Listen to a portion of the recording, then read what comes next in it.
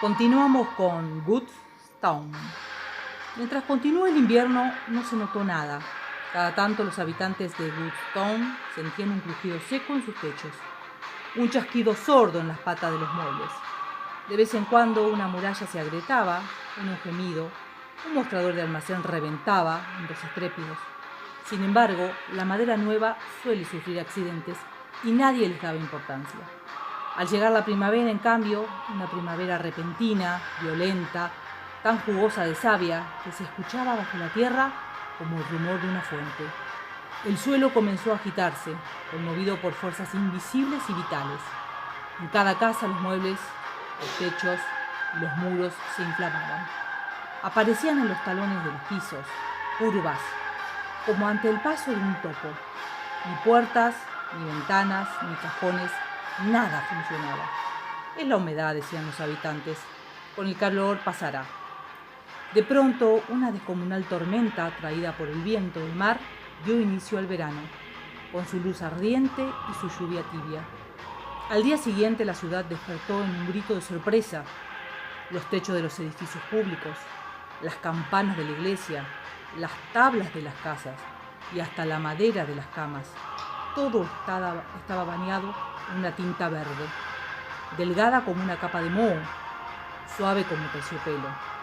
De cerca parecía una multitud de brotes microscópicos en los que se empezaba a ver el entramado de las hojas. Al principio esta novedad curiosa divirtió, más que inquietó a los habitantes.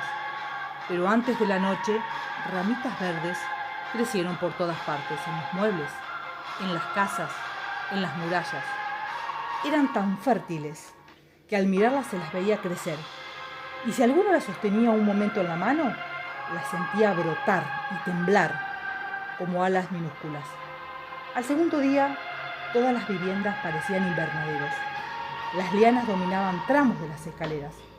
Las ramas se tendían en un techo al ocho, en las calles estrechas cubriendo la ruidosidad de la sombra. Todo se volvió inquietante.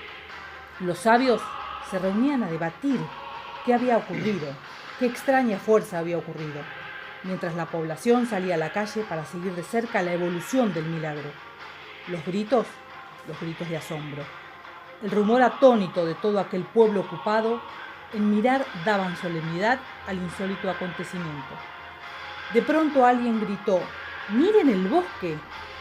Y notaron con horror que durante esos 2 días el semicírculo verde que rodeaba la ciudad se había acercado mucho.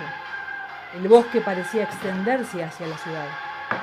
Los espinos, las lianas, los matorrales formaban una avanzada que ya parecía estrepitarse.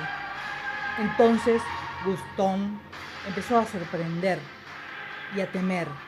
El bosque evidentemente quería reconquistar su lugar junto al río y sus árboles, transformados por los hombres, se liberaban y reverdecían esperándolo. ¿Cómo resistir la invasión?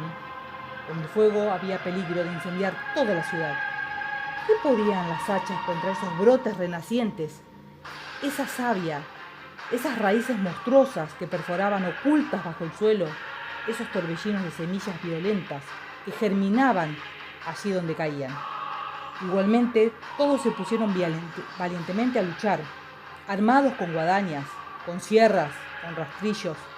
Se llevó a cabo una infinita matanza de hojas, pero fue en vano. De hora en hora, el tumulto de los bosques vírgenes, el tejido de las hojas y las lianas gigantescas creaban verdores. Woodstown se había convertido en otra cosa. Ya irrumpían los insectos y los reptiles. Había ruido en todos los rincones, golpes de alas y martilleos de pequeños picos agresivos. Una sola noche, los graneros de la ciudad fueron completamente vaciados por las bandadas.